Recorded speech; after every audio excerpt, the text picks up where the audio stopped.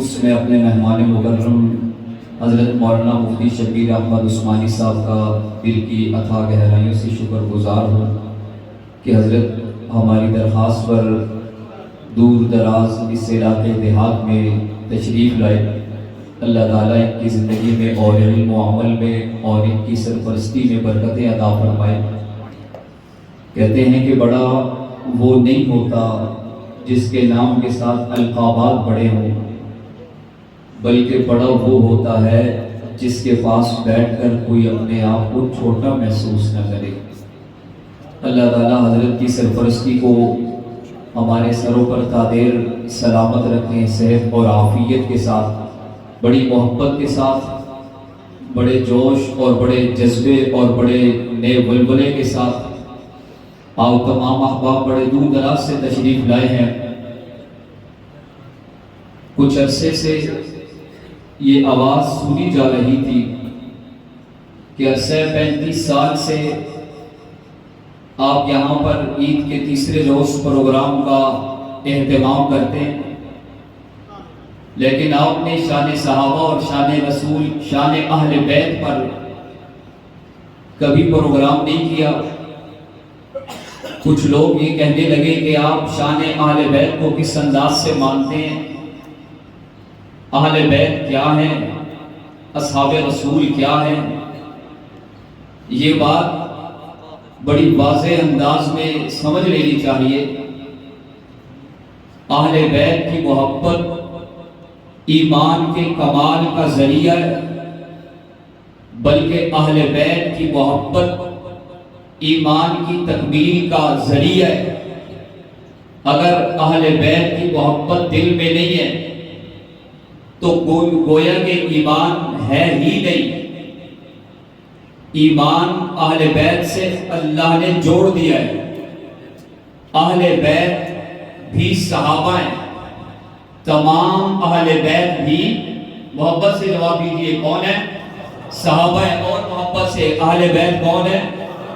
کوئی زبان خاموش نہ رہے، اہل بیت بھی صحابہ ہیں، اور صحابہ بھی صحابہ ہیں۔ اللہ کا دین اللہ کے نبی سے لے کر ہم تک صحابہ نے پہنچایا ہے، اہل بیت اسلام نے پہنچایا ہے۔ اللہ کے نبی سے کلمہ سیکھنے والے کون؟ کوئی آواز خاموش نہ رہے، کوئی زبان خاموش نہ رہے۔ آج در و دیوار کو گواہ بنا کر اصحاب رسول کا نام بڑی محبت سے لیجئے گا۔ اللہ کے نبی سے کلمہ سیکھنے والے کون؟ اللہ کے نبی سے اذان سیکھنے والے کون؟ محبت سے کہیے کون؟ اللہ کے نبی سے نماز سیکھنے والے کون؟ اللہ کے نبی کے ساتھ بدر میں کون؟ احد میں ساتھ کون؟ خندق میں ساتھ کون؟ اللہ کے نبی کے ساتھ سفر میں کون؟ حضر میں کون؟ ہجرت میں ساتھ کون؟ مکہ کے پہاڑوں پہ ساتھ کون؟ اللہ کے نبی کے ساتھ غار میں کون؟ بازار میں کون؟ اللہ کے نبی اگر قرآن میں ہے تو ساتھ کون؟ محبت سے کہیں گے، اللہ کے نبی اگر قرآن میں ہے تو ساتھ کون؟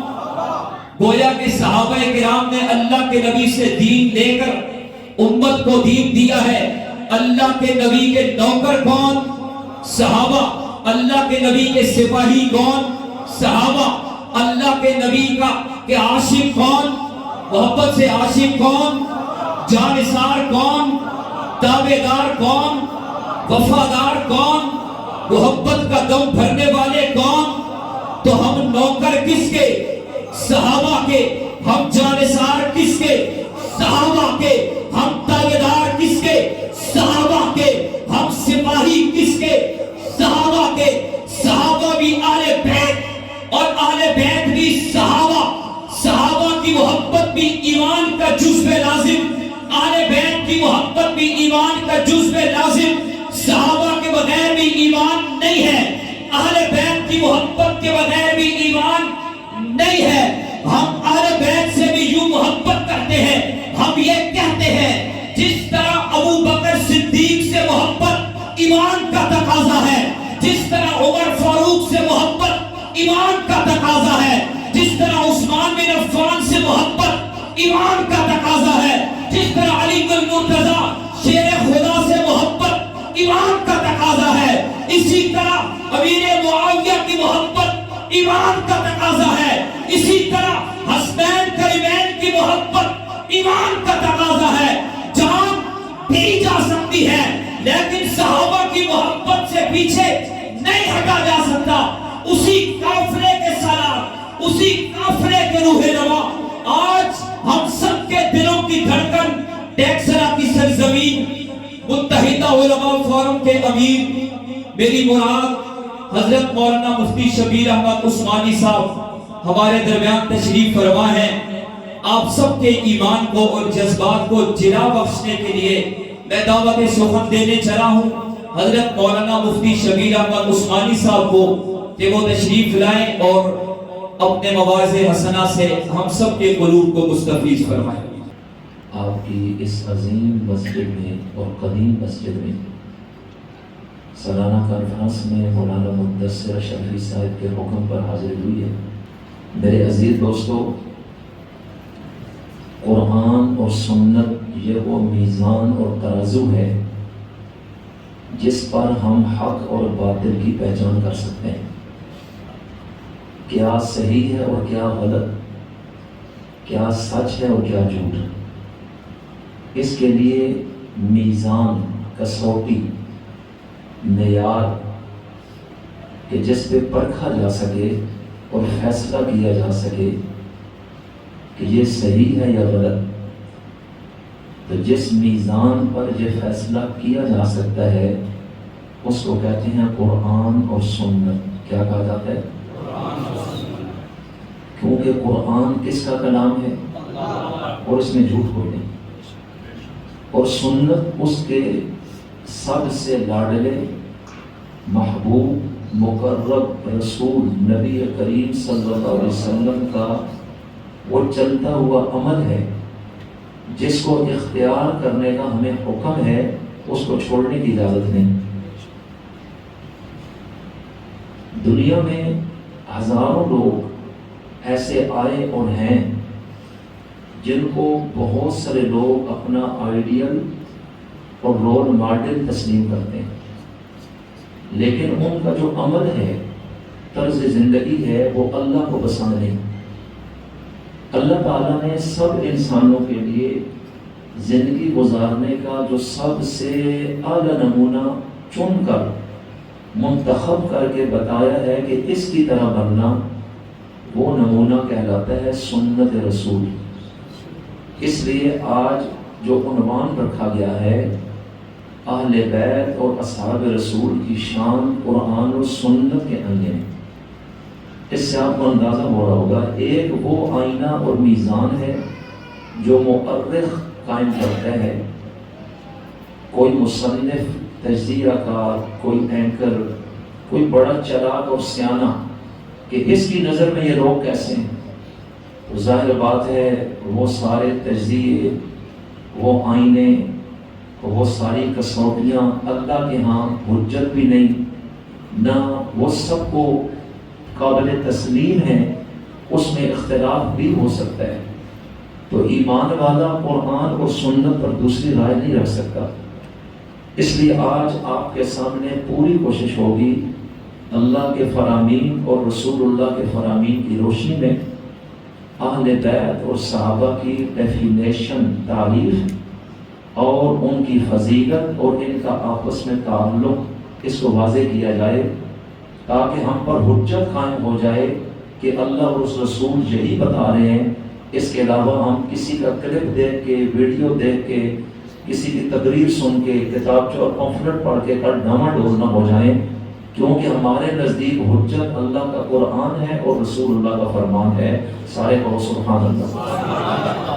یہ جتنی بات میں نے اب تک کی ہے، یہ صحیح کی ہے یا غلط کی ہے؟ کسی کا کوئی سوال ہو وہ کھڑا ہو کے کر لے کہ جناب اہل بیت اور صحابہ رسول کی شان آپ قرآن کے اور سنت کے آئینے میں مت بیان کریں، فلاں اس سے بہتر میزان ہے، اس پہ آپ ان کو پرکھیں.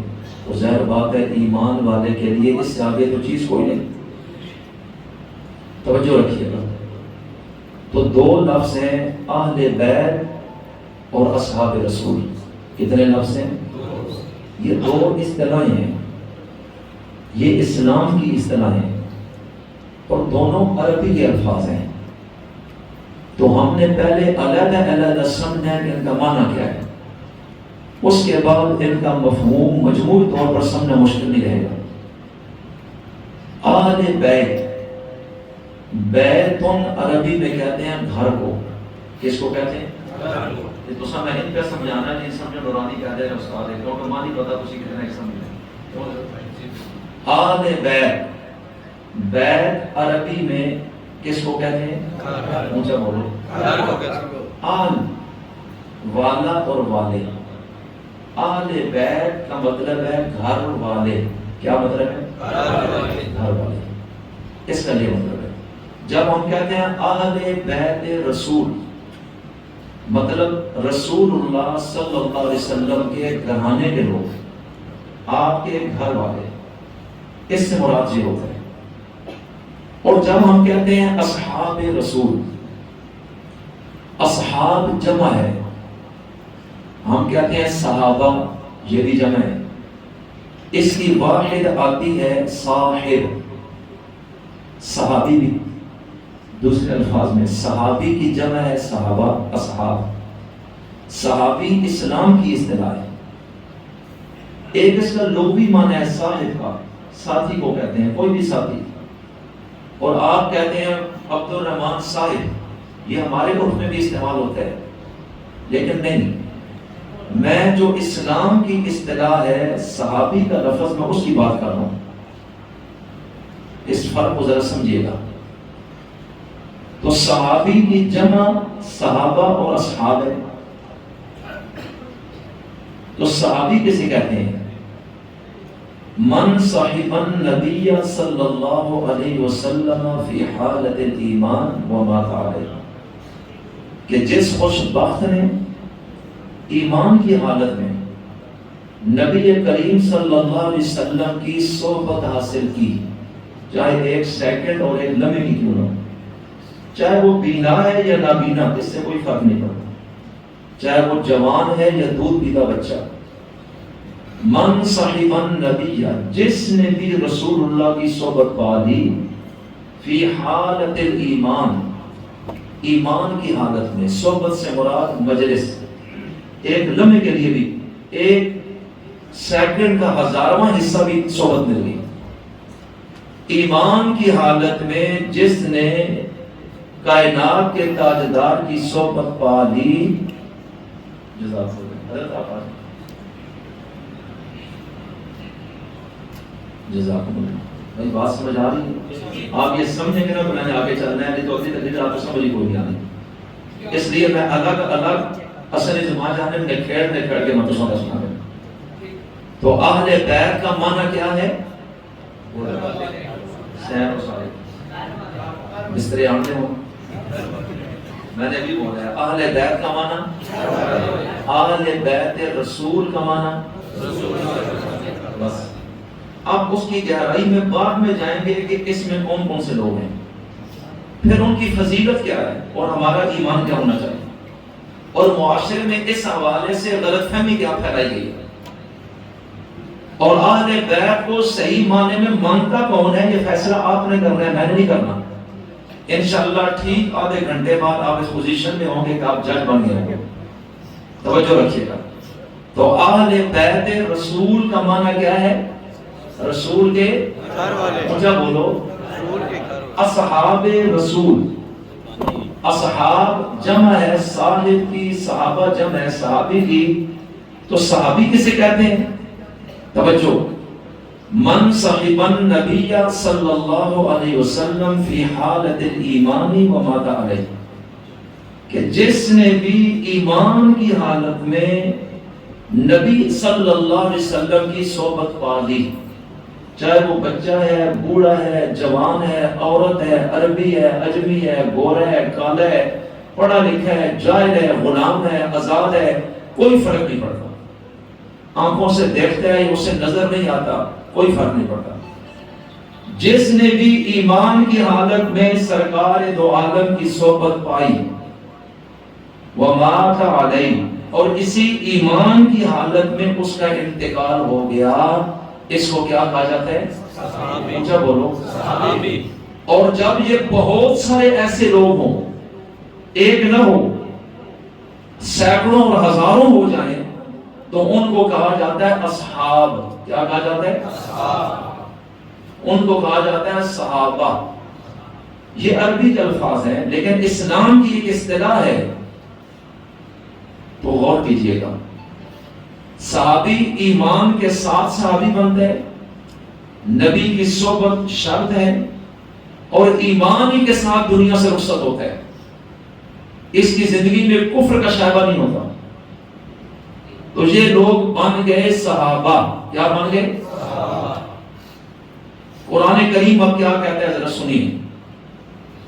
ان سب کے متعلق ہمارا عقیدہ، ان سب سے مراد اہل بیت رسول اور اصحاب رسول کے بارے میں ہمارا عقیدہ کیا ہے، اور عقیدہ کس کتاب سے لیا جاتا ہے؟ اونچا بولو یار، اونچا بولو۔ تو اللہ کے قرآن سے میں ایک آیت پڑھنے لگا ہوں، ترجمے پہ غور کرنا۔ ہم ان لوگوں میں نہیں جو آپ کو دوڑے مسیح گانے سنائیں، کپے سنائیں اور آپ روئیں، نہیں۔ عقیدہ اللہ کی کتاب رسول اللہ کے فرمان سے بنتا ہے۔ مجھے بلند آواز سے بتائیں، قرآن کس کا کلام ہے؟ اللہ۔ سچا ہے یا جھوٹا؟ سچا۔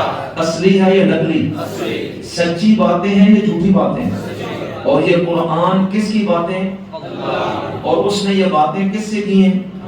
ہمارے ساتھ، ہمیں خطاب کر رہے ہیں۔ قیامت تک قرآن ہمیں بتا رہا ہے، اللہ ہم سے بول رہے ہیں۔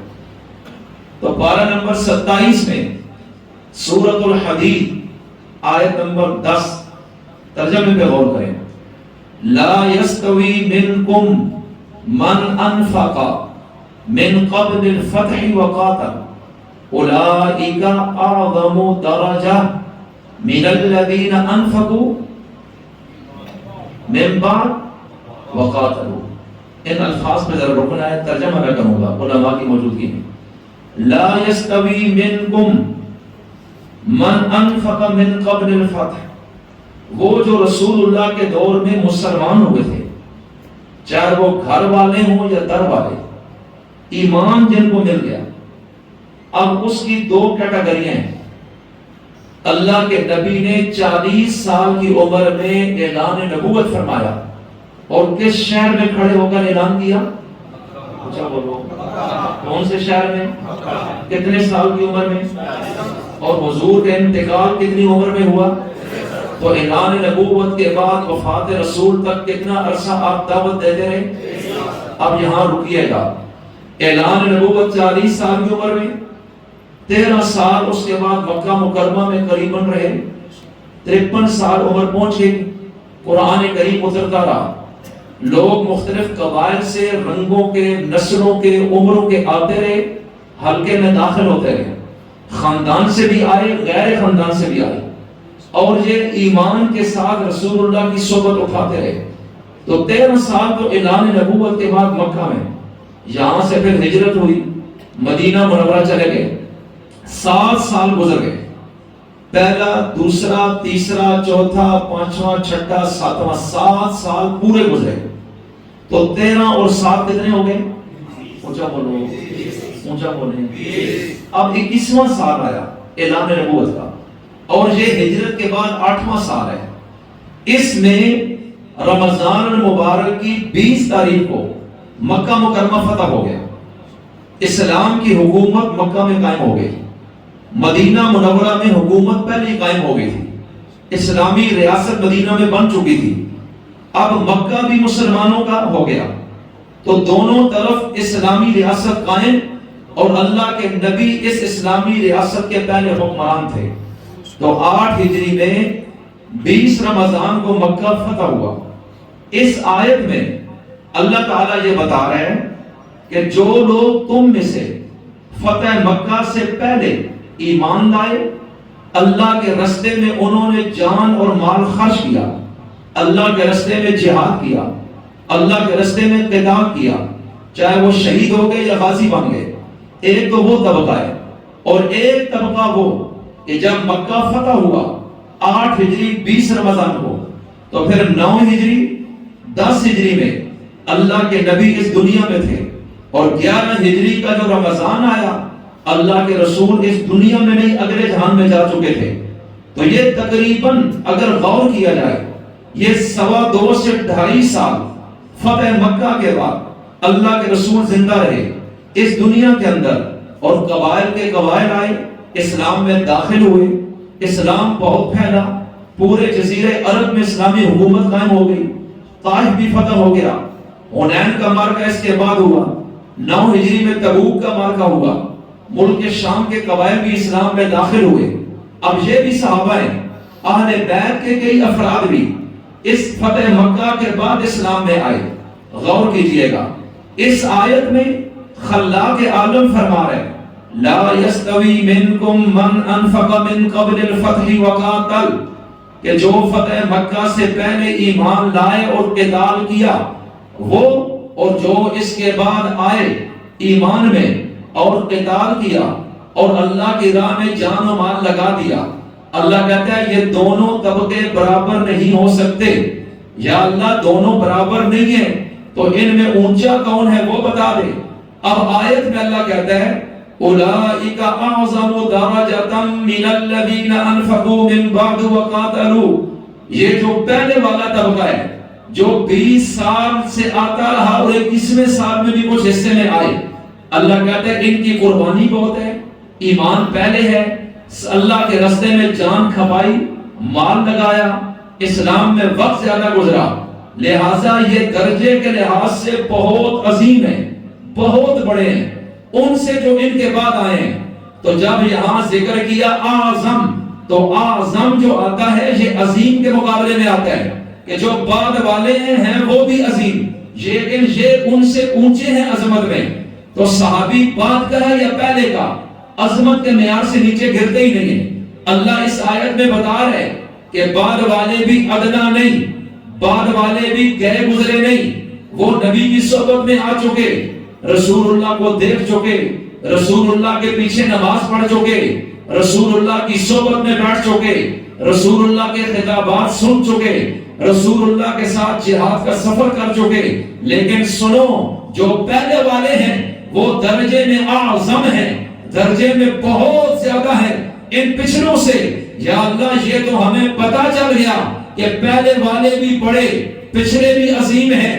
جو بھی نبی کی وفات سے پہلے ایمان لایا ہے رسول اللہ پہ، دوسرے لفظوں میں نبی کا صحابی بنا ہے یا صحابیہ بنی ہے، ان کے متعلق قرآن ہمیں عقیدہ دے رہا ہے کہ یہ بڑے عظیم ہیں، بڑے اعظم ہیں، بڑے اعلیٰ ہیں، بڑے اونچے ہیں۔ تو اے رب کریم، یہ تو ان میں فرق مراتب ہے کہ کوئی ابو بکر بنا ہے اور کوئی بلال حبشی بنا ہے، لیکن ہمیں تو یہ بتا ان کے متعلق ہم عقیدہ کیا رکھیں، جو پہلے والے ہیں اور جو بعد والے ہیں۔ اللہ کہتا ہے سنو، یہ فرق مراتب ان میں ہے جو میں نے صرف تمہیں بتایا ہے۔ جس طرح پارہ 3 کے شروع میں نے اعلان کیا ہے تلک الرسل فضلنا بعضهم علی بعض، ہمارے سارے رسول ہمارے قریبی ہیں، لیکن بعض کو بعض پر ہم نے فضیلت بڑھا کے دی ہے، درجہ اونچا کیا ہے۔ غور کیجئے گا، فرمایا یہی تقسیم مراتب ہے اصحاب رسول میں،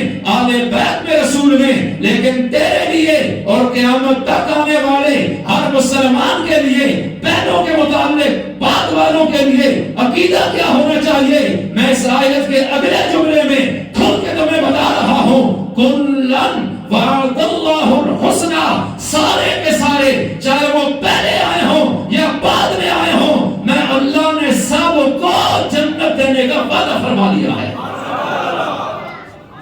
تو صحابہ جائیں گے کہاں؟ زور سے بولو، یہ ہمارا ایمان ہے۔ تو جنت میں مخلص جاتا ہے یا منافق جاتا ہے؟ زور سے بولو، ایمان والا جاتا ہے یا کافر جاتا ہے؟ کل کا لفظ تو ہم اپنی زبان میں بولتے ہیں، میں کہتا ہوں کل افراد آئے گاؤں کے، تو کیا مطلب ہے پیچھے کوئی نہیں بچا؟ اللہ کہتا ہے کلن، سارے کے سارے، چاہے وہ پہلے آئے ہیں یا بعد میں آئے ہیں، ان کے متعلق تو عقیدہ کیا رکھے گا؟ وعد اللہ، کہ ان سے وعدہ کرنے والا کون ہے؟ زور سے بولو یار، الحسنہ، حسنا کا. اب آپ کہیں گے مولانا صاحب آپ نے حسنا کا لفظ پڑھا ہے اور ترجمہ آپ نے جنت کر دی ہے. جنت تو آپ نے بولا ہے, اللہ نے تو نہیں بولا ہے. تو میں اس کی تفسیر بھی اللہ کی کتاب سے کرتا ہوں, اس لیے کہ مفسرین نے لکھا ہے القرآن یفسر بعضہ بعضا. تفسیر کا سب سے اعلیٰ درجہ یہ ہے کہ قرآن کریم ایک مقام پہ ایک بات کرتا ہے اور اس کی تفسیر کو دوسرے مقام پہ اللہ خود بیان کرتا ہے. یہ تفسیر کا سب سے اونچا درجہ ہے. تو پھر پارہ 17 میں سورۃ الانبیاء رکوع نمبر 7 میں خلاق عالم حسنا کا اعلان کر رہا ہے, ان الذین سبقت لهم من الحسنى اولئک عنها مبعدون لا يسمعون حسیسها وهم فی ما اشتهت انفسهم خالدون. اللہ کہتے ہیں جن سے ہم نے حسنا کا وعدہ کر لیا ہے, اس کا مطلب یہ ہے ہم ان کو جہنم سے ہمیشہ کے لیے دور کر دیں گے. تو جب کوئی جہنم سے دور کر دیا گیا, جہنم میں آنا نہیں, تو دوسرا ٹھکانہ کون سا ہے؟ زور سے بولو. تو صحابہ سارے کے سارے کہاں جائیں گے اور آل بیت نبی کہاں جائیں گے؟ زور سے بولیں, کہاں جائیں گے؟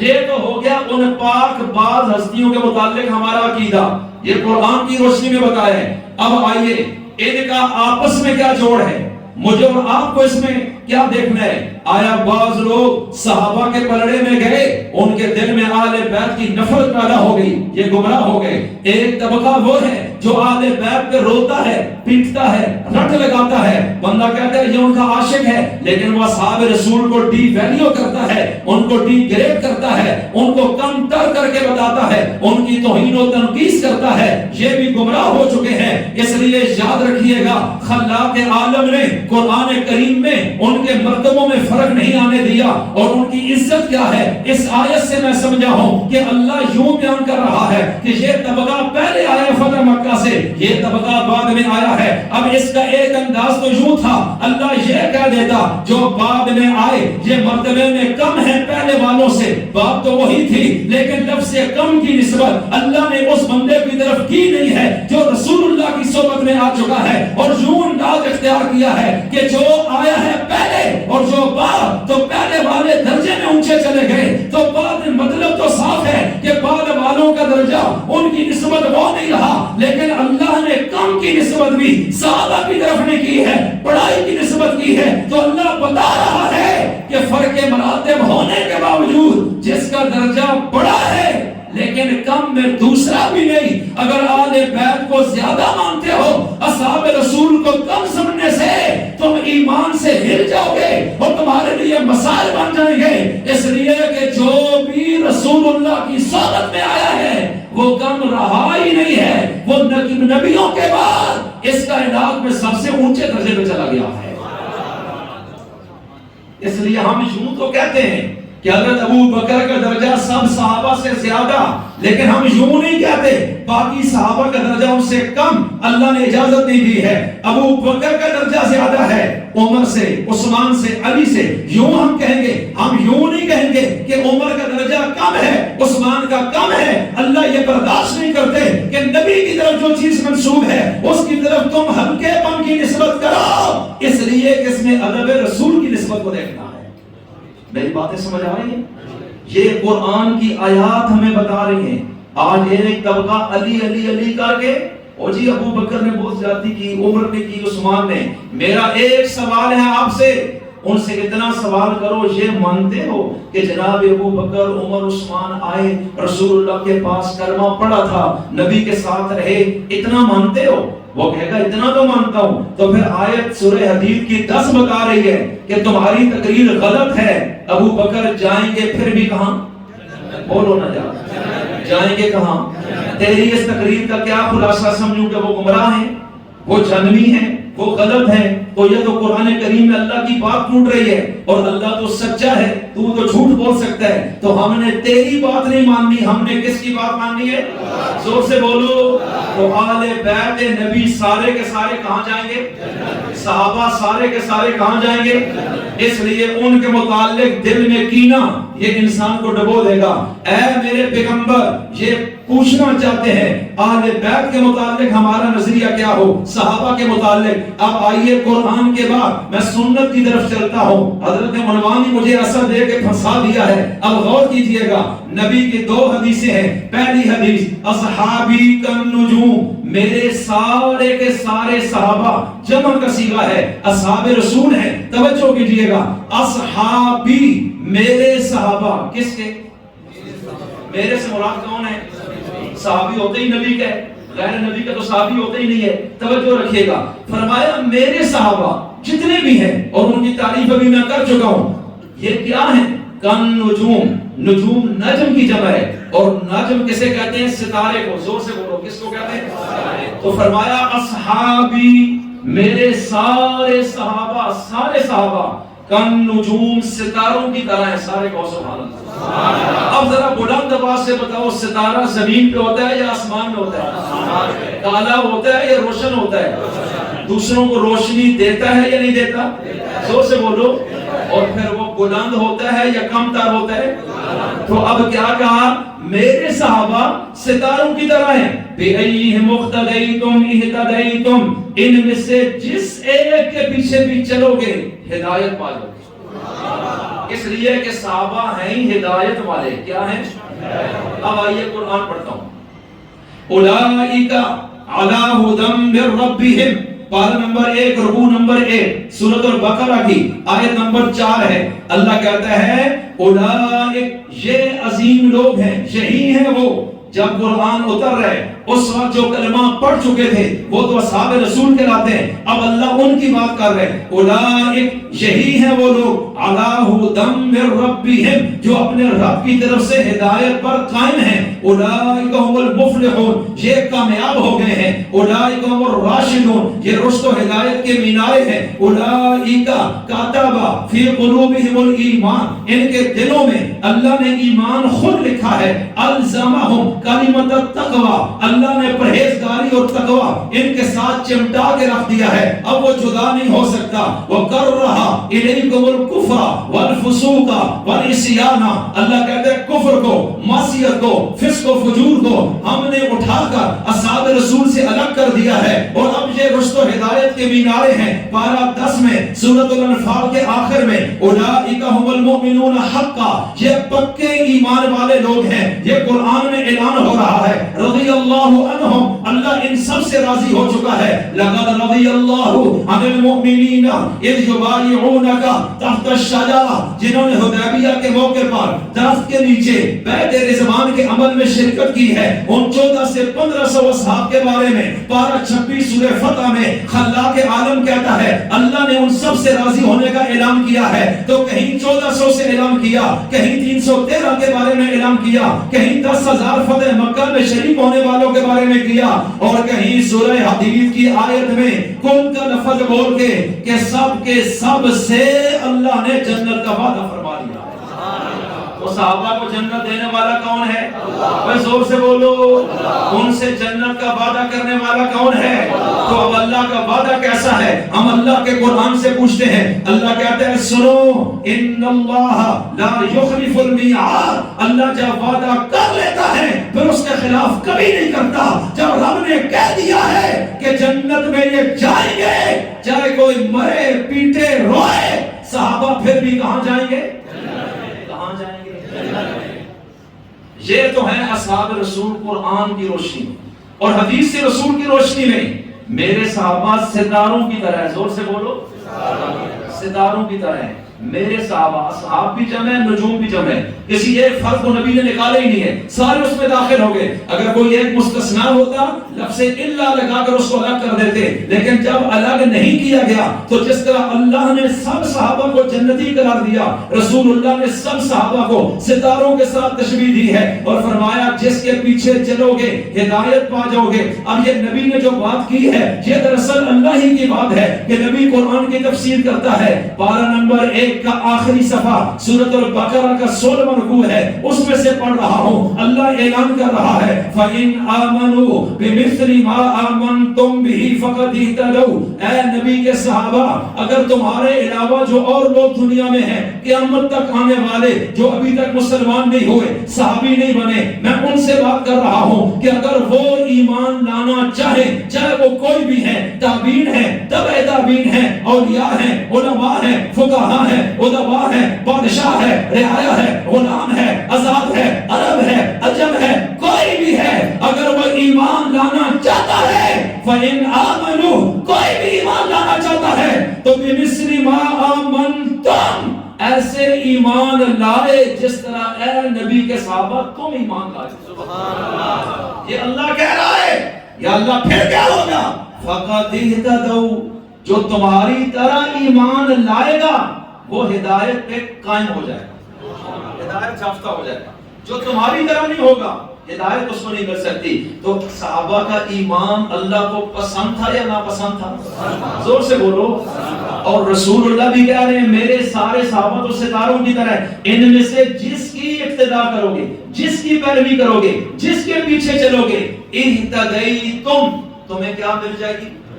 اور ہم ہر نماز کی ہر رکعت میں کیا مانگتے ہیں؟ اہدنا الصراط المستقیم، اے اللہ ہمیں سیدھے راستے کی ہدایت عطا فرما. تو ہدایت تو ہم مانگ رہے ہیں. اللہ کہتا ہے صحابہ کے پیچھے چلے بغیر تو ملے گی نہیں، اس لیے تمہیں ان کے پیچھے چلنا پڑے گا. آج جو کہے میں صحابہ کو نہیں مانتا، ایمان سے بتاؤ ہدایت یافتہ ہے یا گمراہ ہے؟ قرآن بتا رہے ہیں. یہ کسی مسلک کی تو بات نہیں ہے کسی مولوی کی. میں نے بھی کسی مولوی کی کتاب کا حوالے نہیں دیا آپ کو، میں نے کسی مسئلے کی بات بھی نہیں کی ہے. میں کہتا ہوں قرآن اور سنت حدیث اس معیار جو اس معیار سے ہم نیچے جاتے ہی نہیں ہیں. اور صحابہ ہے ہی قرآنی شخصیت، تاریخی شخصیات تو ہے ہی نہیں. ان کو اللہ نے قرآن میں جنتی کہہ دی ہے، ایماندار کہہ دی ہے، فوز و فلاح کا مالک کہہ دی ہے، رشد و ہدایت کا مینار کہہ دی ہے. اللہ نے ان کو مجاہد کہا، مبلغ کہا، نبی کا عاشق کہا. اللہ نے ان کو اپنے رستے کا غازی اور شہید کہا. اللہ نے ان کو سخی قرار دیا، سچا قرار دیا. اولئک هم الصادقون اولئک هم المتقون. یہ کن کے بارے میں آتے ہیں؟ جب اللہ قرآن اتار رہے اللہ کہتے ہیں یہ پرہیزگار ہیں. اس وقت صحابہ کے علاوہ ایماندار کون تھا؟ اس کا نام تو تم مجھے بتا دو. جب اللہ کہہ رہا تھا یہ پکے ایمان والے ہیں تو نبی کو چھوڑ کے جو اور ایمان والے دنیا میں تھے ان کا تم بتا دو کیا نام ہے. صحابہ کے علاوہ، آل بیت نبی کے علاوہ تو تھا ہی کوئی نہیں. اگر تم کہو وہ سچے نہیں ہیں، وہ جھوٹے ہیں، گمراہ ہیں، الیاذ باللہ غلط لوگ ہیں، تو پھر ان آیتوں کو میں کہاں لے کے جاؤں؟ کیا اللہ جھوٹ بول رہا ہے؟ اللہ تو کہہ رہا ہے ومن اصدق من اللہ حدیثا ومن اصدق من اللہ قیلا، کہ اللہ سے زیادہ سچا ہو ہی کوئی نہیں سکتا. اور اللہ کہہ رہا ہے کہ سارے کے سارے صحابہ ہدایت پر بھی ہیں اور میری جنت میں بھی جا چکے ہیں. تو ہم نے کس کے پیچھے چلنا ہے؟ صحابہ. اہل بیت صحابہ. ایک چیز ہے یاد رکھنا، جو ایمان لایا صحبت اختیار کی صحابی مان گیا. اب اگر وہ نبی کے گھر کا فرد ہے تو یہ اضافی فضیلت مل گئی کہ رسول اللہ سے رشتہ داری بھی ہے اس کی، وہ ہمارے لیے اور قابل احترام ہے. اب غور کیجیے گا. تو صحابہ کے متعلق تو میرے رسول نے فرمایا کہ میرے سارے صحابہ کی مثال کس کی طرح ہے؟ میں کوئی نقطہ دینا چاہ رہا ہوں اس لیے بار بار بلوا رہا ہوں. میرے سارے صحابہ کس کی طرح ہیں؟ زور سے بولو. ستارہ زمین پہ ہوتا ہے یا آسمان پہ؟ نور سے بھرا ہوتا ہے یا نور سے خالی ہوتا ہے؟ اور کیجئے گا، یہ لفظ بار بار بلوا رہا ہوں کسی مقصد کے لیے. اب دوسری طرف آ جائیں. اہل بیت کے متعلق میں نے پوچھا ہے، اللہ کے رسول دو ٹکا والے پوچھتے ہیں، صحابہ کا تو بتایا، اہل بیت کا بھی بتایا ہے. فرمایا سنو، مثل اہل بیتی، میرے اہل بیت کی مثال کسفینۃ نوح، حضرت نوح کی کشتی کی طرح ہے، حضرت نوح کے بحری جہاز کی طرح ہے. میرے اہل بیت کی مثال کس کی مثال؟ زور سے بولو. میرے اہل بیت کی مثال، میرے اہل بیت، اہل بیت ہیں وہ جو رسول اللہ کے ہیں، اس لیے یہ خاص اصطلاح ہو گئی ہے. اب کوئی اپنے گھر والوں کو اہل بیت سنتا ہے کہ اصطلاح میں مشہور نہیں کر سکتا، یہ غلط ہو جائے گا. کوئی اپنے ساتھیوں کو، شاگردوں کو صحابی بھی نہیں کہہ سکتا، بین لگ جائے گا، پرابلم آ جائے گا. یہ اصطلاح خاص ہو چکی ہے. غلام احمد قادیانی جو مرزائی ہیں وہ اس کے اوپر اس وقت جو گمراہ ہوئے ایمان کہتے ہیں لے کر آئے ان کو صحابی لکھتے ہیں.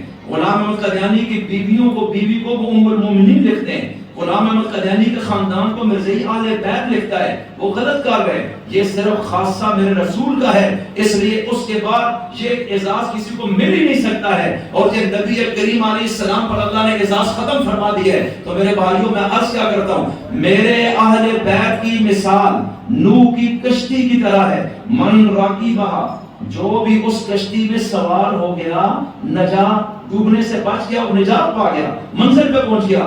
اور جو شخص اس کشتی سے پیچھے رہ گیا وہ غرق ہوا اور ڈوب گیا.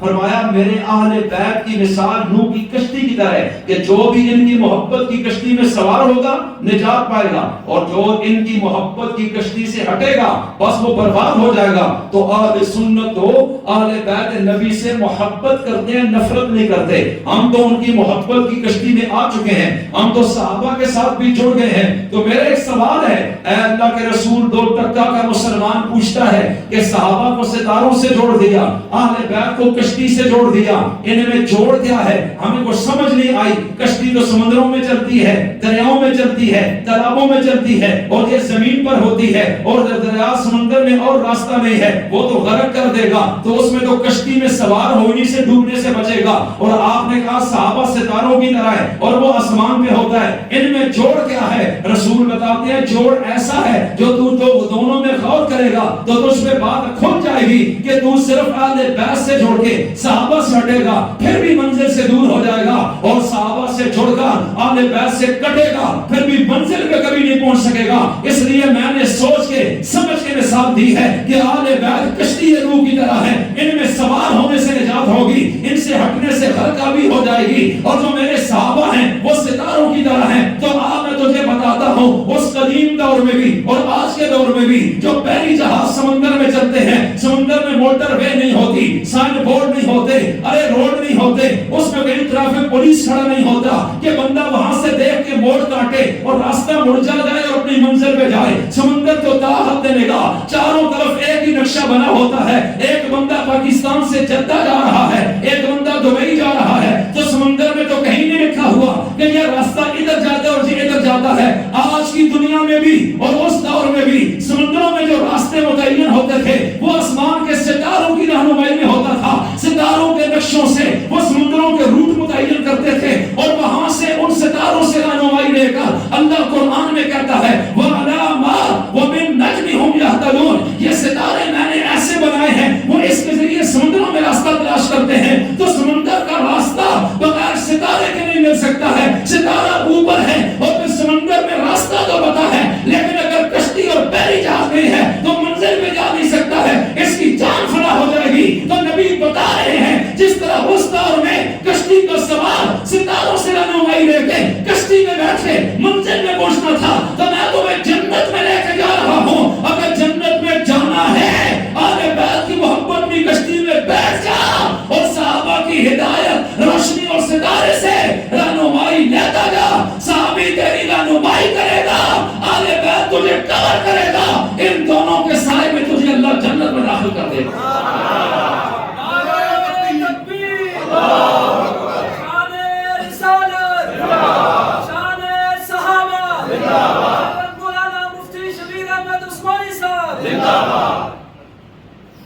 آپ کیا سمجھتے ہیں میرے رسول اللہ کی کتنی عقل تھی، کتنے کمال سے آپ نے اس چیز کو بیان کیا.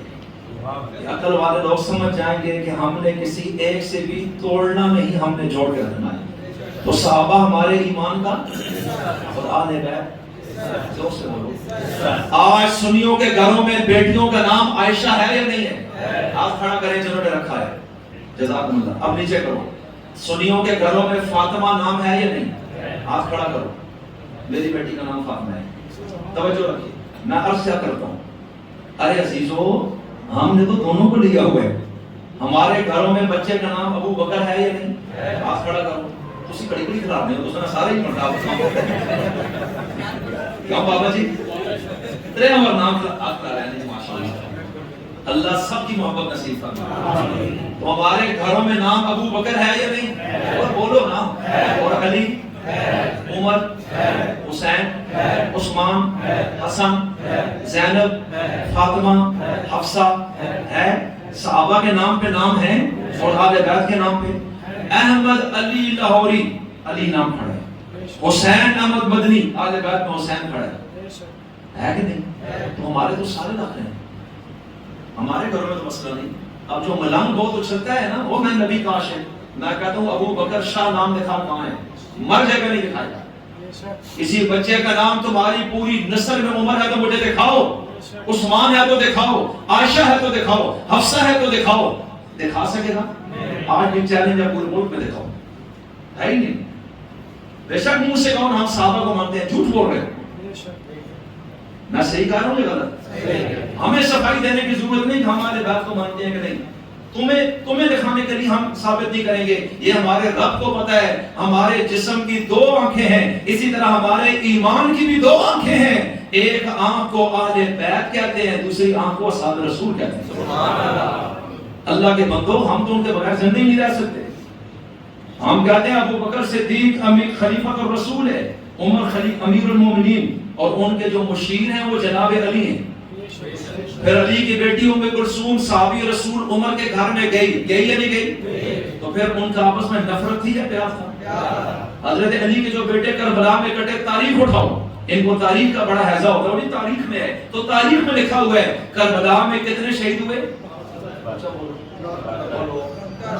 کتنے؟ اب ان کو کہو 72 کے نام سناؤ، مر جائے گا، نہیں سنائے گا، کیونکہ اس میں ایک نام علی کے بیٹے ابو بکر کا بھی آئے گا، حسین کے بھائی عمر کا نام بھی اس میں آئے گا. اس کا پسینہ نکل جائے گا. آپ کہیں کہ تم تو کہتے ہو وہ دشمن تھے، خلافت کھا گئے، وراثت کھا گئے، حضرت فاطمہ کے پیٹ کا بچہ ضائع کیا، دروازہ توڑ دیا، آگ لگا دی، حضرت علی کو دبا کے رکھا، خلافت چھین کے لے گئے. ایک طرف تو تم یہ کہتے ہو، اور عجیب بات یہ کہ ابو بکر عمر عثمان دنیا سے چلے گئے، حضرت علی نے اپنے بیٹوں کے نام ابو بکر عمر عثمان رکھے، پھر حضرت حسین نے اپنے بیٹے کا نام عمر رکھا، عثمان رکھا، پھر ان کے حضرت علی کے بڑے بیٹے امام حسن نے اپنے بیٹے کا نام عمر رکھا، پھر اس کے بعد امام باقر نے اپنی اولاد کے نام، پھر اسی طرح چلتے چلتے ان کے خاندانوں میں بھی. اور آج بھی ہم دیکھتے ہیں کہ اہل بیت جو سنی ہیں ان کے گھروں میں بیٹوں کا نام ابو بکر چل رہا ہے. تو میں پوچھنا چاہتا ہوں، اگر ابو بکر عمر عثمان نے تیری داستان کے مطابق واقعی ظلم ڈایا ہے، تو پھر علی کا درد تجھے کام ہے، حسن و حسین کو زیادہ ہے، تو پھر حضرت حسن حسین کو دشمنی کریں گے ان لوگوں سے جنہوں نے میرے بابا کے ساتھ ظلم کیا، میری ماں کے پیٹ پہ لات ماری، حمل میں میرا بھائی دوست کو گرا دیا، دروازے کو جلا دیا، مکان کو گرا دیا. تو پھر ظاہر بات ہے یہ سارا منظر حسن و حسین نے تو آنکھوں سے دیکھا ہوگا کہ اتنے بڑے ظالم لوگ ہیں، نعوذ باللہ، میرے بابا کو بھی دبایا، میری ماں سے بھی زیادتی کر دی ہے. تو یہ کیا اتنے غیرت مند نہیں ہوں گے کہ اپنی اولادوں کا نام تو ان کے ناموں پہ نہیں رکھیں گے کہ یہ کافر اور ظالم لوگ ہیں؟ لیکن عجیب بات یہ ہے، توجہ، حضرت علی نے اپنے ایک بیٹے کا نام حسن رکھا، اور یہ دراصل رسول اللہ نے رکھا تھا. دوسرے کا نام حسین رکھا، یہ بھی میرے نبی نے رکھا تھا. پھر حضرت علی کا ایک اور بیٹا ہوتا ہے رسول اللہ کے بعد، ان کا نام انہوں نے محمد رکھا، رسول اللہ کے نام پہ، محمد بن حنفیہ. اب جب محمد بن حنفیہ کے بعد اگلا بیٹا پیدا ہوتا ہے، حضرت علی سے پوچھا جاتا ہے نام کیا رکھیں گے؟ کہا اس کا نام ابو بکر رکھوں گا، اور رکھا ہے. جو اگلا بیٹا پیدا ہوا، آپ کیا نام؟ کہا اس کا نام عمر رکھیں گے، اور رکھا ہے. رکھیں گے نہیں، رکھا ہے. حضرت علی کے تمام بیٹوں کا نام ملنگ تو بہت ذرا سنائے، مر جائے گا نہیں سنائے، پرابلم میں آ جائے. اب جب پھنستا ہے ہم کہتے ہیں تمہاری تقریر اور ہے، یہ کیا ہے؟ اب کہتے ہیں اصل یہ جی وہ جان تو بچانی تھی نا، مشکل تھی، حکومت ان کے پاس، طاقت ان کے پاس، لشکر ان کے پاس، چھوٹے چھوٹے علی کے بیٹے ہیں، تو یار پھر دیوار سے ٹکر مارنے کی تو کوئی بندی نہیں نا. اچھا جی چلو مان لیتے ہیں. پھر ان کو شیر خدا کیوں کہتے ہیں؟ دنیا میں جنگل کا شیر کسی سے نہیں ڈرتا، تو خدا کا شیر مخلوق سے ڈرے گا؟ سچا بولو.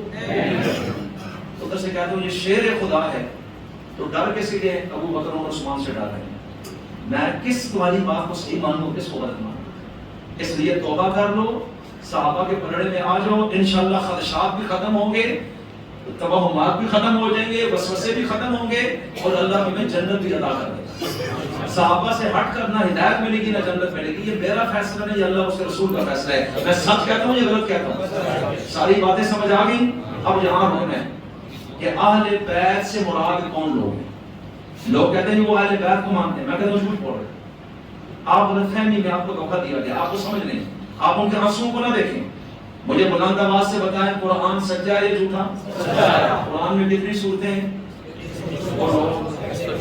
بولو نا.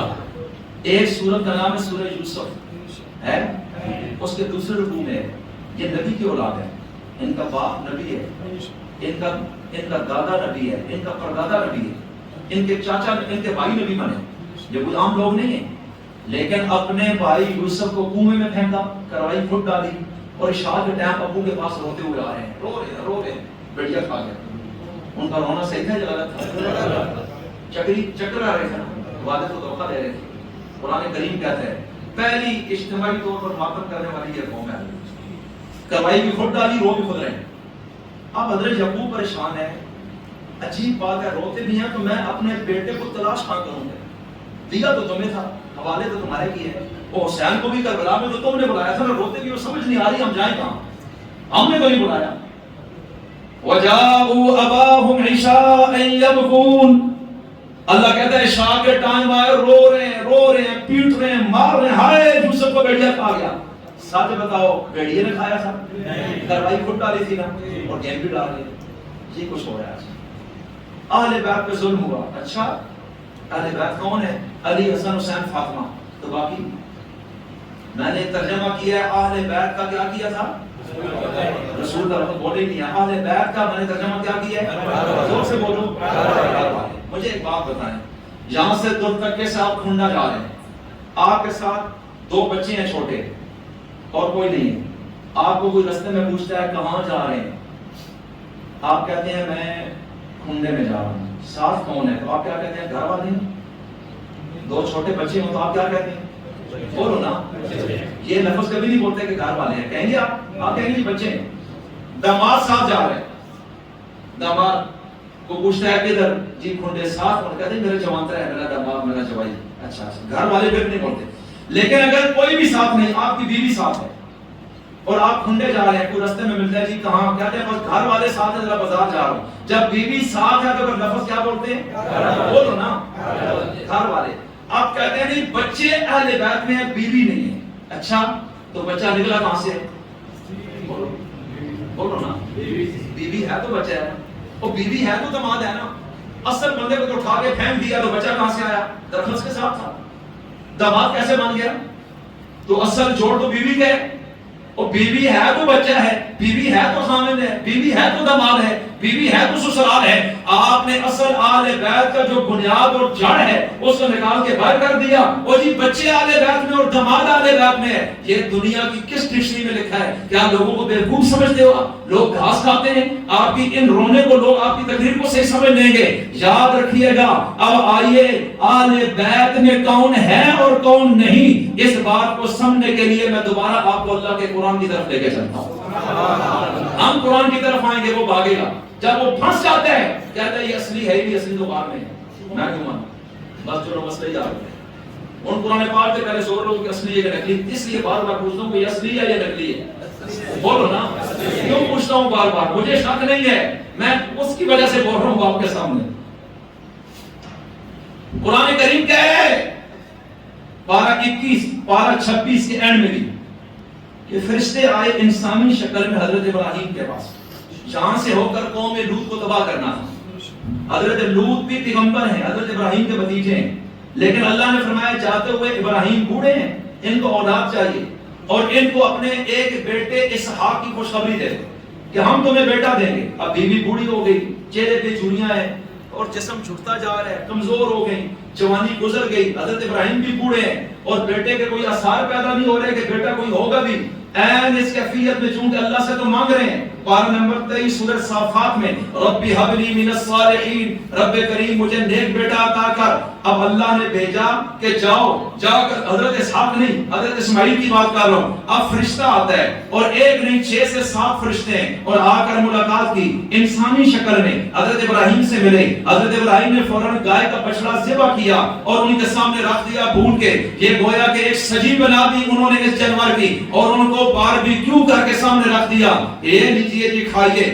اب وہ ہاتھ آگے نہیں کر رہے، حضرت ابراہیم ڈر گئے کہ شاید ان کے دل میں کچھ نیت ٹھیک نہیں اور مجھے نقصان دینا چاہتے ہیں یا قتل کرنا چاہتے ہیں۔ اس دور کا رول تھا کہ جس کے ساتھ دشمنی رکھنی ہوتی اس کے گھر کا نمک اور کھانا استعمال نہیں کرتے تھے۔ حضرت ابراہیم نے سمجھا اس لیے نہیں کھا رہے کہ ان کے دل میں میرے لیے اچھائی نہیں، نقصان نہ دینا چاہیں، لیکن وہ تو فرشتے ہیں، وہ تو کھاتے ہی نہیں۔ اب انہوں نے کہا لا تخف، اے ابراہیم ڈرو نہیں، ہمیں تو اللہ نے بھیجا ہے، ہم تو فرشتے ہیں، تو فرشتہ تو کھاتا نہیں۔ اب وہ انسانی شکل میں آئے، ابراہیم اولو العزم رسول ہے اور فرشتہ سامنے بیٹھا ہے، وہ انسان نہیں۔ حضرت ابراہیم انہیں انسان سمجھ بیٹھے، اگر ان کو پتا ہوتا یہ فرشتہ ہے، یہ تو عام بندے کو بھی پتا ہے فرشتہ کھاتا پیتا نہیں، تو پھر وہ جانور کیوں سوا کرتے اور اتنا ٹائم لگا کے بھونتے؟ اس سے معلوم ہوا حضرت ابراہیم کو پتہ نہیں چلا اور وہ ان کو انسان ہی سمجھے اور وہ حقیقت میں فرشتے تھے۔ تو مسئلہ واضح ہو گیا کہ غیب جاننے والا کون ہے؟ اللہ۔ زور سے بولو۔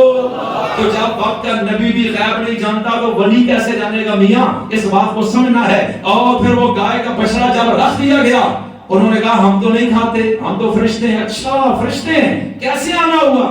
حضرت لوط کی قوم کو تباہ کرنا ہے، بس آج ان کا آخری وقت ہے۔ حضرت ابراہیم نے سفارش کی، کہا نہیں اللہ کا فیصلہ ہو چکا ہے، وہ اٹل ہے، وہ چینج نہیں ہوگا، تو میرے پاس کیوں آئے ہو؟ ہم اس لیے آئے ہیں، اللہ نے فرمایا جاؤ اس بڑھاپے کے عالم میں ابراہیم کو خوشخبری دو، ہم اسے ایک بیٹا عطا کرنے لگے ہیں۔ اب جو یہ جملہ بولا ان کی بیوی نے بھی سن لیا، اب اس بیچاری کی عمر بھی وہ آخری بڑھاپا چل رہا ہے۔ حضرت ابراہیم 100 سال کے قریب ہو گئے، بچہ کیسے ہوگا؟ اب وہ 100 کے ہیں تو بیوی بھی کوئی چھوٹی عمر کی تو نہیں، ظاہر یہ اسباب تو بہت کمزور ہیں۔ یکدم وہ بیوی کمرے سے سامنے آ گئی اور آ کر اپنے چہرے پہ ہاتھ لگایا، فسقط وجہها وقالت عجوز عقیم، وہ بوڑھی ہوں بانج ہوں، چہرے کو نہیں دیکھتے، پوزیشن بڑھاپے کی جھریاں پڑ گئی ہیں، اور آپ کہتے ہیں بچہ ہوگا، کیسے ہوگا؟ جب بیوی نے یہ بولا اب فوراً فرشتے بولے سلام علیکم اہل البیت، اے نبی کے گھر والوں ہم تمہیں سلام کرتے ہیں۔ فرشتہ کہہ رہا ہے اہل البیت، اور بیوی کو کہہ رہا ہے بچہ تو ہے کوئی نہیں، داماد تو ہے کوئی نہیں، خود ہی ہیں۔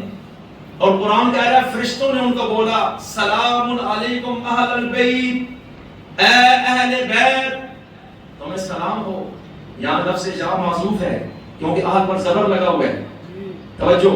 اہل البیت منادہ مفرد مضاف ہو تو حضرت منصوب ہوتا ہے، انہوں نے کیوں پڑھا ہے؟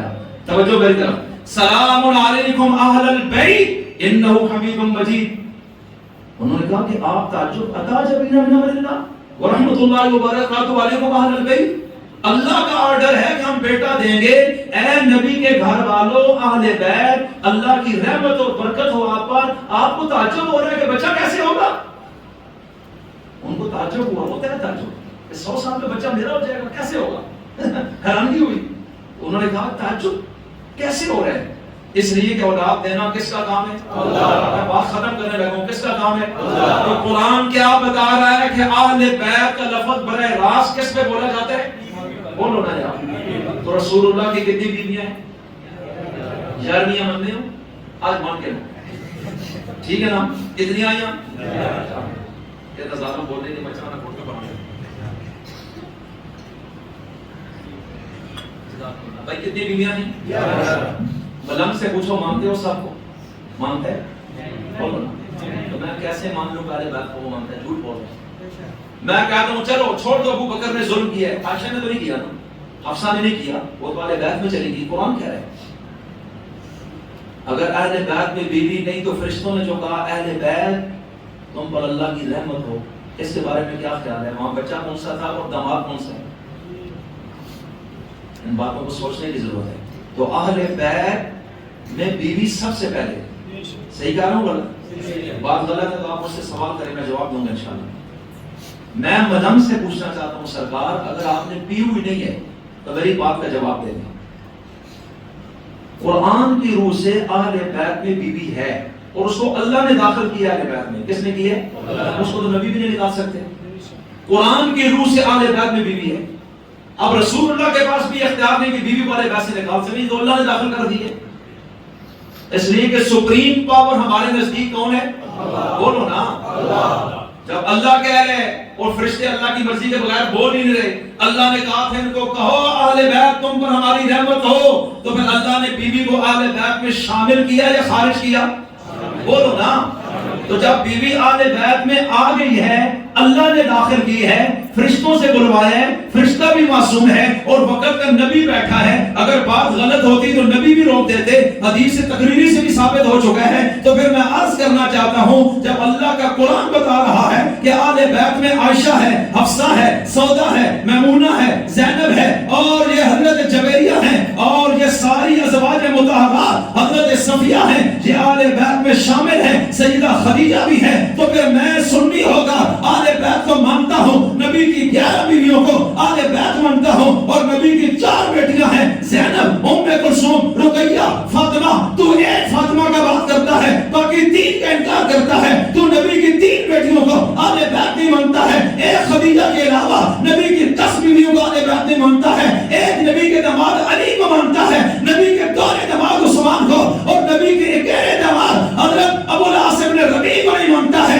تو نے 2 دامادوں کا انکار کیا ہے، 3 نبی کی بیٹیوں کا انکار کیا ہے، نبی کی 10 بیویوں کا انکار کیا ہے، اور صرف 5 کا نام لے کر ساری دنیا کو تو نے بیوقوف بنایا ہے۔ میں سنی ہوں، تمام سادہ کو بھی جنتی مانتا ہوں، نبی کی تمام بیویوں کو، تمام بیٹیوں کو، تمام دامادوں کو، اور نبی کے وہ چچا حضرت عباس، حمزہ جو نبی کے پیچھے چلے، حضرت حارث، میں ان سب کو جنت کا مالک مانتا ہوں۔ تو سچ بتاؤ، آل بیت کو سنی مانتا ہے یا ملنگ مانتا ہے؟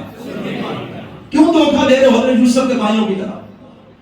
لیکن دکھ یہ ہے کہ ہم جاہل ہیں، اس لیے ہمارے اوپر اس کا زور چلتا ہے اور ہم اس کے رونے سے متاثر ہو جاتے ہیں۔ میری مائیں بہنیں بھی سن رہی ہیں بیان، عورتیں دوسروں کے رونے سے زیادہ متاثر ہوتی ہیں۔ شیعہ مذہب خواتین اور بچوں کے ذریعے زیادہ پھیلا ہے، جب رونا دیکھتے ہیں تو یہ بھی رونے لگ جاتا ہوں، یہ تو بڑے اچھے لوگ ہیں۔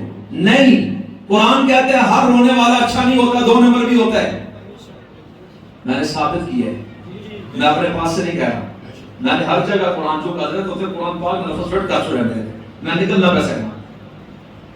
تو بھائی مبارک ہو آپ کو کہ آپ اصحاب رسول کو بھی مانتے ہیں اور اہل بیت رسول کو بھی مانتے ہیں۔ ہمارے گھروں میں سب کے نام چل رہے ہیں، ان کے گھروں میں ایسے نہیں، اس لیے ہم مطمئن بھی ہیں اور انشاءاللہ ہم التجا کرتے ہیں اللہ سے کہ ہمیں اسی عقیدے پر موت عطا فرما۔ زور سے کہو تو ملنگ کی تقریر کبھی بھی نہیں سننی، سنیں گے؟ جو صحابہ کے خلاف بول رہے یا اہل بیت کے خلاف، یاد رکھیے گا وہ آپ کے ایمان کے لیے زہر ہے، کبھی سنے بھی نہیں، کوئی کلپ بھی نہ سنے۔ آج دنیا پاگل ہو رہی ہے، مرزا انجینئر لگائی ہوئی ہے، کیا ہے وہ؟ نہ حافظ، نہ قاری، نہ مولوی، آتی اسے کچھ نہیں ہے، جاہل آدمی ہے، یوٹیوب پہ بیٹھے ہوئے دنیا کہتی ہے واہ جی واہ کمال ہے، بھائی کیا بات ہے بتاؤ، کیا کیا اس نے؟ مجھے آپ سے ایک سوال کرنا ہے آخری اور بات ختم کرتا ہوں۔ آپ نے بال کٹانے ہو تو آپ درزی کے پاس جاتے ہیں یا موچی کے پاس؟ مزاق نہیں کر رہے ہیں، پکی گل ہے، کس کے پاس جاتے ہیں؟ موچی بندہ نہیں ہوتا، درزی بندہ نہیں ہے، اس کے پاس جائیں گے، جائیں گے؟ بس آپ کیوں نہیں جاتے؟ سیدھی نے استاد کو کہتے آئے وہ وال کٹو تو سیال میں دی ہے۔ میں بتانا چاہ رہا ہوں، کپڑے سلوانے ہیں تو کس کے پاس جائیں گے؟ نائی کے پاس نہیں جاتے، پہلے وہ چنگا لگنا ہے تو مہنگا لگنا ہے۔ موچی کہے میں مفت کپڑے سی کے دیتا ہوں اور درزی کہے پیسے لوں گا تو آپ کس کو دیں گے؟ بجا دماغ خراب ہے، مفت ہو رہا ہے کام تو پیسے کو لگاتے ہیں۔ یہ بات سمجھیں، یہ بات ہے، بس اتنا سمجھتا ہے میرے انجینئر آپ کو سمجھ آ جانا ہے ہم کر کیا ہے۔ بھائی بال کاٹنا موچی کا کام نہیں، کس کا کام ہے؟ کپڑے سینا، جوتی گانٹنا، اونچا بولو، اور مکان بنانا۔ آپ اس لائن کا جو ہے اسی پر اعتماد کرتے ہیں، آپ کہتے ہیں نہیں دوسرے پر، دوسرا فری بھی جا کے لانا، یہ کام نہیں۔ تو آپ مسئلہ آگے دین سیکھنے اور سمجھنے کا۔ اللہ کے رسول نے فرمایا نبیوں کی وراثت مولویوں کے پاس ہوگی، اونچا بولو، العلماء ورثۃ الانبیاء، انبیاء کے وارث کون ہیں؟ ہو سکتا ہے بھول گئے انجینئر کا بولو، بولو نا کیوں حضرت؟ تو پھر انجینئر سے کیوں دین سیکھ رہے ہیں؟ وجہ جو انجینئر سے دین سیکھتا ہے پہلے ثابت کرے کہ وہ عالم ہے، اگر وہ عالم نہیں تو رسول اللہ کی ڈائریکشن سے مت ہٹو، خراب ہو جاؤ۔ اگر اس سے سیکھنا ہے پھر کل نائی سے بھی قرآن کی تفسیر سیکھیں، موچی سے بھی سیکھیں، سیاستدان سے بھی سیکھیں، ایم این اے کے پاس جائیں کہ آپ بھی آگے درس دے دیجئے، جو بار ریڈی لگا رہا ہے بازار پہ آپ اس کو بھی حق دیں کہ وہ بھی قرآن کی تفسیر کرے۔ انجینئر کا کام مکان بنانا ہے، دین میں انگل بازی کرنا نہیں۔ اس لیے آج جب وہ حافظ بھی نہیں، قاری بھی نہیں، عالم بھی نہیں، کسی مدرسے میں پڑھا نہیں، اس نے بخاری کہاں سے پڑھی؟ دنیا میں کہیں سے نہیں پڑھی، صرف اردو کی کتابیں دیکھتا ہے، عربی اس کو آتی کوئی نہیں، اور غلطی سے پاک تو اللہ اور اس کا رسول ہے، باقی سب علماء میں بھی کوئی نہ کوئی غلطی تو ہو جاتی ہے، اس کا کام صرف کیڑے پکڑنا ہے، غلطیاں ڈھونڈنا ہے، کس کی کہاں ہے، اس کو گال دے کے لوگوں کے دلوں میں علماء کی نفرت پیدا کرنا ہے، اور جو لوگ ہیں بیوقوف بن کے سن رہے ہو جو کوئی مولوی جمع نہیں اس وقت گال کرنے والا، اور بھائی وہ صلاحیت کا بندہ ہی نہیں ہے، وہ بنیادی جاہل آدمی ہے۔ آپ چونکہ جہالت میں پڑے ہیں، آپ کو سمجھ نہیں آ رہی اور آپ اس نے قابو کر لیا ہے۔ میں آخری بات صرف عرض کرتا ہوں، جو کسی اللہ والے سے بیعت ہوا، یا تبلیغی جماعت میں چلا لگا بیٹھا، یا کسی دینی مدرسے سے جڑا، یا کسی مسند عالم کی مجلس میں آ جا رہا ہے، ان 4 کیٹیگریوں میں چیک کر لیں، کوئی بھی انجینئر کے پاس پھنسا نہیں ہے، اور جو ان چاروں سے ہٹا ہے وہی لقمہ بنا ہے۔ جو جماعت میں بھی 40 دن لگا بیٹھا، ایسا کوئی بندہ پورے اٹک میں ڈھونڈے جو مرزا انجینئر کے آگے پھنسا ہو۔ اس لیے جو پہلے ہی اس سسٹم سے نکلے ہوئے تھے ان لوگوں کو ظالم نے قابو کر لیا ہے۔ ان لوگوں کے نزدیک انجینئر بہت بڑی چیز ہوگی، ہمارے نزدیک یہ کچھ بھی نہیں ہے، وہ اس قابل بھی نہیں ہے کہ اس کے ساتھ بیٹھ کے بات کی جائے، پہلے وہ اپنا علمی معیار لے کر آئے، لیکن لوگوں کے دماغوں میں اتنا بڑا بنا ہے کہ وہ کہتے ہیں مفتی تقی عثمانی آئے تو مجھ سے بات کرے۔ وہ بیوقوف تو چیز کیا ہے؟ شکر ہے کل یہ نہیں کہہ دے گا کہ ابو بکر صدیق قبر سے آگے مجھ سے بات کرے۔ لوگ سمجھتے ہیں وہ بہت بڑا آدمی ہے، نہ مدرسہ، نہ مسجد، نہ کوئی کتاب، نہ کوئی شاگرد، اور جو یوٹیوب پہ فالوور بنتے ہیں کہتا ہے میرا 6 لاکھ شاگرد ہے، مرے گا تو جنازے پہ ایک بھی کوئی نہیں آئے گا۔ یہ فیس بکوں یوٹیوبوں کے فالووروں کی کیا ویلیو ہے؟ جو کوئی انڈیا میں بیٹھے ہیں وہاں سے کلک کیا کہتا ہے یہ بھی میرا شاگرد بن گیا ہے۔ یہ سارے جاہل اور بیوقوف لوگ کچھ سادہ مزاج پھنس گئے ہیں۔ اس لیے میں عرض کرتا ہوں جب بھی دین سیکھنا ہے تو کس سے سیکھنا ہے؟ زور سے بولو۔ اور جب قرآن سیکھنا ہے، پڑھنا ہے، سمجھنا ہے، اپنی اولادوں کو بھی پڑھانا ہے تو کن سے؟ اس کے بغیر مت دائیں بائیں ہو خراب ہو جائیں گے۔ اللہ سمجھ اور عمل کی توفیق